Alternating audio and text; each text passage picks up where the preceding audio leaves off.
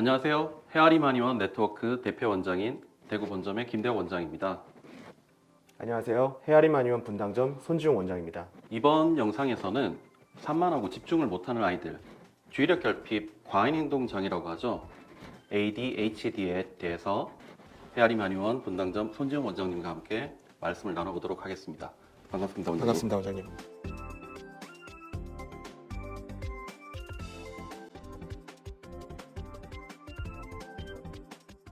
말을 안 듣고 참을성이 없으면 ADHD라고 할 수 있을까요? 아니면 집중을 못하거나 감정을 조절하지 못한다고 해서 ADHD라고 할 수 있을까요? ADHD는 단순 산만함이 아닌데요. 주의력 결핍, 과잉행동 장애의 진짜 정체에 대해서 말씀 부탁드리겠습니다. ADHD는 Attention Deficit Hyperactivity Disorder의 약자로 주의력 결핍과 과잉행동 및 충동성을 특징으로 하는 신경 발달 장애를 의미합니다. ADHD 증상은 크게 세 가지로 주의력 결핍, 과잉행동, 충동성으로 구분합니다. 주의력 결핍으로 다른 사람의 말을 집중해서 듣지 못하고 과업이나 활동을 체계화하지 못하거나 시작하거나 끝내는데 어려움을 겪기도 하고요. 외부 자극에 쉽게 산만해지는 모습을 보이기도 합니다. 과잉행동으로 얌전히 있는 것을 어려워해서 차분히 있어야 되는 교실 수업이나 극장 공연 같은 거 이런 장소에서 막 돌아다니기도 하고요. 몸을 쉬지 않고 움직이는 그런 모습을 보이기도 하고요. 또 위험한 행동으로 관찰되기도 합니다. 충동성은 성급한 모습으로 관찰이 되는데요.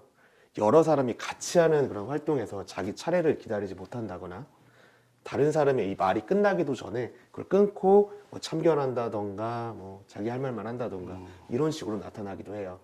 이런 모든 증상들이 다 관찰된 경우에는 복합형 ADHD로 분류를 하고 주의력 결핍 우세형이라든가 과잉행동 충동성 우세형 ADHD로 구분하기도 합니다.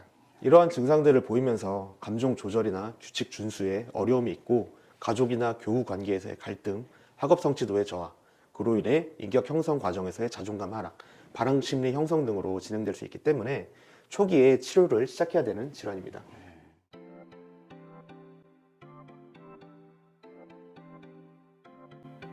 그럼 이런 ADHD는 왜 생기는 걸까요? 혹시 유전하고 어떤 연관성이 있는 걸까요? 아니면 자라면서 두뇌 발달과 연관성이 있는 걸까요? 아직까지 정확한 원인은 밝혀지지 않았지만 유전, 신경전달 물질, 두뇌 성장 등의 문제들의 발현 가능성을 두고 있습니다. 가족력이 있다면 유전 요인을 의심할 수 있고요. 두뇌 활성화에 관여하는 도파민이나 노르아드레날린 같은 신경전달 물질 조절에 이상이 있거나 기저핵, 대뇌피질, 전두엽의 발육지연이 원인이 될 수도 있습니다.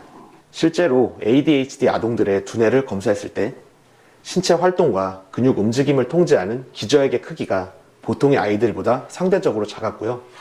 대뇌피질 역시 3년가량 성숙이 지연되어 있다고 보고되고 있습니다. ADHD 아동들 중에 성인이 되면서 자연스럽게 증상이 개선되는 경우가 있는데요. 이런 경우 상대적으로 작았던 기저핵의 크기와 대뇌피질의 두께가 뒤늦게 정상 수준으로 발달된 것을 확인할 수 있었고, 이러한 결과는 두뇌 발달이 ADHD의 병리와 밀접한 관련이 있음을 보여주고 있습니다. 또 전두엽은 자극에 대한 이성적인 판단과 정보 처리, 행동을 결정하는 역할을 하는데요. 이 역시 ADHD 아동들의 경우 기준보다 활동성이 떨어지는 소견이 관찰되고, 이로 인해 이성적인 상황 판단과 행동 결정보다는 그때그때 들어오는 자극에 대해 충동적인 행동 위주로 반응하게 되고요. 한 가지 활동에 오랫동안 집중하는 것을 어려워하는 모습을 보이기도 합니다.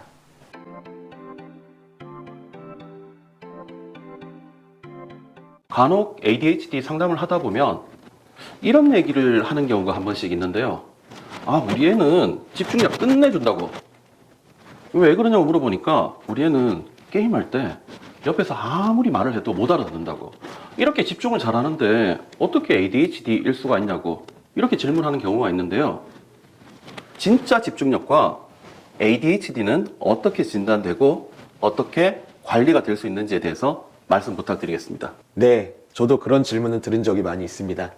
집중력은 하고 싶지 않은 일이지만 해야 한다는 당위성만으로 몰입할 수 있는 그런 적극적 의미의 집중력이 있고, 게임이나 유튜브처럼 새롭고 강한 자극으로 몰입하게 만드는 수동적 의미의 집중력이 있는데요. 우리가 흔히 집중력이 좋다라고 말하는 것은 하기 싫은 것을 참고 할 수 있는 적극적 의미의 집중력을 의미하는 것이고요. 새롭고 강렬한 자극 없이는 집중하는 것을 어려워한다면 ADHD 상황을 의심할 수 있는 거죠. 그러면 좀 전에 그 친구는 집중이 좋은 게 분명히 아니잖아요. 그죠? 그렇죠. ADHD는 관찰자의 기준에 따라서 주관적으로 평가되기가 쉽기 때문에 전문가와의 면담, 행동 관찰, 설문지 작성을 통한 임상 진단이 필요하고요. 보호자와의 면담으로 가족 간의 상호관계, 출생으로부터 아동기 초기의 히스토리, 학교나 사회적 상황으로부터의 평가 등을 참고하게 됩니다. 가정, 학교나 직장, 친구들과의 만남까지 이런 사회적 상황 중 2군데 이상에서 유의미한 문제가 6개월 이상 관찰될 때 ADHD를 의심할 수 있습니다.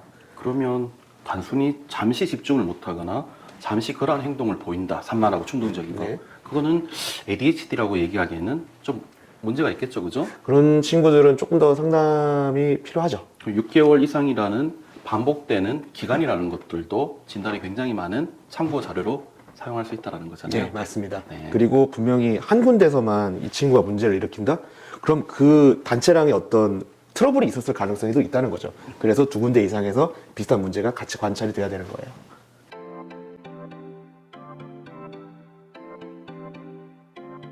한의학으로 ADHD를 치료한다고 하면 아무래도 조금 낯설게 느껴지는 분들도 있는데요. 한의학에서는 심신일여라 해서 즉 몸과 마음이 분리된 것이 아니라 서로 영향을 주고받는 하나다라는 관점에서 저희들 오래전부터 계속 정신과 진료를 다루고 있어 왔잖아요. 그렇죠. 그렇다면 한의학에서는 어떻게 ADHD를 보고 어떻게 접근하고 치료를 하는지 여기에 대해서도 많이 궁금해 하실 것 같은데 한 말씀 부탁드리겠습니다. 한의학에서는 오래전부터 ADHD와 관련된 증상을 관찰하고 치료해 왔어요. 한의학에서는 ADHD를 단순한 뇌기능 장애가 아닌 전체적인 신체 불균형으로 해석하면서 이에 따라 몸과 마음의 균형 회복에 중점을 두고 치료를 채택하고 있습니다.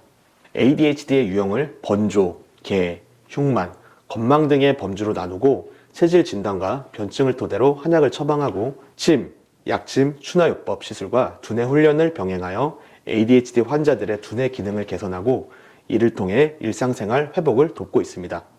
ADHD를 변증하는 방식은 다양한데요. 임상적으로 번조형과 계형, 흉만형과 그리고 건망형 등과 같이 나눠볼 수 있습니다. 첫 번째로 번조형의 경우에는 몸의 활동성이 높고 열상을 띠는 경우가 많아요. 그래서 갑자기 갑갑해진다던가 성격이 좀 예민하고 잠을 제대로 못 자는 경우가 많습니다. 증상이 한 번씩 좀 폭발적으로 심해지는 경우도 있고요. 그리고 계형은 외부에서 들어오는 자극을 처리하고 다시 평정 상태로 돌아가는 그런 능력이 부족한 경우입니다. 이 경우는 작은 일에도 깜짝깜짝 놀란다거나 굉장히 민감하게 반응을 한다던가 그런 경우가 많고 환경의 변화를 두려워하는 경우가 많아요. 그러다 보니까 늘 불안하고 가슴 두근거리고 잠 잘 못 자고 꿈도 많이 꾸는 이런 양상이 많습니다. 그런데 이런 경우를 어머님들은 ADHD라는 생각을 잘 하지 못하더라고요. 아무래도 ADHD라 그러면 좀 폭발적으로 좀 전에 말씀하신 번조형처럼 이렇게 증상들이 폭발적으로 나타나고 감정이 바깥으로 튀어나오는 경우들을 ADHD가 아닐까라고 오해를 하시는 경우도 있지만 방금 말씀하신 대로 그렇게 계형으로 되게 예민도가 높아져 있는 경우들 이런 경우들도 있다고 볼 수 있다는 말씀이네요. 그렇죠. 흉만형은 가슴이 늘 그득하게 느껴지고 답답함을 호소하는 경우가 상당히 많은 형이고요. 마지막으로 건망형의 경우에는 아이가 몽롱해요. 즉 각성 상태가 잘 이루어지지 않는다는 거죠. 몽롱하고 멍한 것처럼 보이다 보니까 부모 말을 제대로 듣지 않는 것처럼 보이게 되고요. 당연히 한 곳에 집중하고 몰입하는 능력도 떨어지게 됩니다. 이처럼 유형에 따라서 그리고 개개인의 몸 상황에 따라서 치료하는 방식은 다 다르게 접근하게 됩니다. 이러한 한의학적 치료는 뇌 신경계와 신경 전달 물질에 직접적으로 작용하는 것이 아니라 두뇌가 스스로 조절할 수 있는 힘을 기르는 치료이기 때문에 치료가 종결된 후에도 충동과 과잉 행동을 제어하고 집중력을 유지할 수 있는 장점이 있습니다.